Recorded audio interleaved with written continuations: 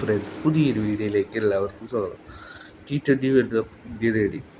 ഇത് ഇന്ത്യയുടെ ചരിത്രത്തിലെ രണ്ടാം കിരീടമാണ്.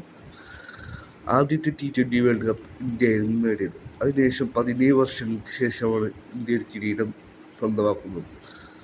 ആദ്യത്തെ T20 വേൾഡ് കപ്പ് ധോണിയുടെ നേതൃത്വത്തിലാണ് ഇന്ത്യ നേടിയത്. അന്ന് പാകിസ്ഥാനെയായിരുന്നു ഇന്ത്യ തോൽപ്പിച്ചത്.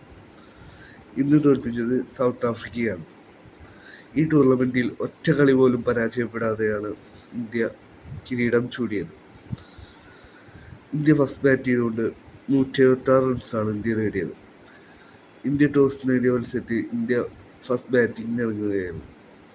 ഇന്ത്യക്ക് വേണ്ടി വിരാട് കോഹ്ലി, ശിവൻ ദുബെ, അക്ഷർ പട്ടേൽ എന്നിവരാണ് ബാറ്റിങ്ങിൽ തിളങ്ങിയത്.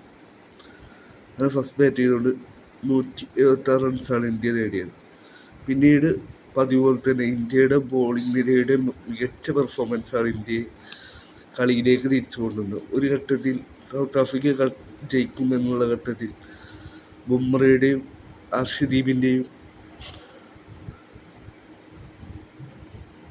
മികച്ച ബോളിംഗ് പെർഫോമൻസാണ് ഇന്ത്യയെ കിരീടം സ്വന്തമാക്കാൻ സഹായിച്ചത്. പിന്നീട് ഹാർദിക് പാണ്ഡ്യയുടെ ലാസ്റ്റത്തെ ഓവറും ഇന്ത്യക്ക് നിർണായകമായി.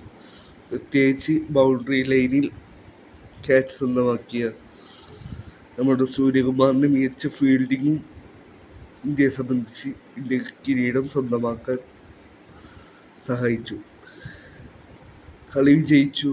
അങ്ങനെ ഇന്ത്യ കിരീടം ചൂടി. അതിനുശേഷമാണ് കിങ് കോഹ്ലി T20 വേൾഡ് കപ്പിൽ നിന്നും വിരമിച്ചതായി പ്രഖ്യാപനം വന്നത്. അത് ഇന്ത്യൻ ഫാൻസിന് കുറച്ച് നിരാശയുണ്ടാക്കുന്ന ന്യൂസാണ്. അങ്ങനെ T20 വേൾഡ് കപ്പ് സ്വന്തമായിക്കൊണ്ട് തന്നെ വിരാട് കോഹ്ലി T20 വേൾഡ് കപ്പിൽ നിന്നും വിരമിച്ചിരിക്കുകയാണ്. T20 കരിയറിന് വിരാമം കുറിച്ചിരിക്കുകയാണ്.